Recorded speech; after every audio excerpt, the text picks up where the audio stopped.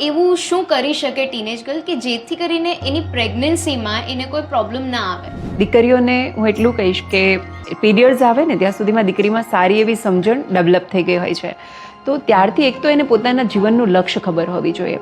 આપણને બધાને એવું થાય કે 25 વર્ષે નક્કી કરશું કે મારે શું કરવું છે જીવનમાં. ખરેખર જ્યારે આપણે પૃથ્વી પર આવીએ છીએ ને ત્યારે લક્ષ્ય લઈને જ જન્મ લઈએ છીએ, પણ આપણે ભૂલી જઈએ છીએ. મા બાપની પણ આ જવાબદારી છે અને દરેક બાળકની પણ આ જવાબદારી છે કે પોતાની જાતને પૂછે કે મારે આ જીવનમાં શું કરવું છે.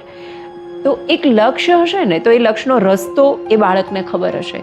પછી જ્યારે પોતાને ખબર છે કે મારે મુંબઈ જવું છે અને મુંબઈની ટ્રેનમાં જે દીકરી બેઠી છે, પછી બાજુમાં અમદાવાદવાળી ટ્રેનમાંથી કોઈ એવું કે તું ખોટી ટ્રેનમાં બેઠી છે, તે દીકરી ઉતરશે નહીં. કારણ કે એને ખબર છે કે ભાઈ તારે અમદાવાદ જવાનું છે, મારે મુંબઈ જવાનું છે, તો મારા માટે આ ટ્રેન પરફેક્ટ છે. તો એક લક્ષ્ય છે ને બહુ જ સારી રીતે કામ કરશે કે ભાઈ મારું લક્ષ્ય શું કરવાનું છે. તો મારું અત્યારે લાઈફસ્ટાઈલ આવી હોવી જોઈએ, મારું ફૂડ આવું હોવું જોઈએ, મારું ડ્રેસિંગ આવું હોવું જોઈએ. તો ત્યાં ખૂબ આપણને મદદ મળશે.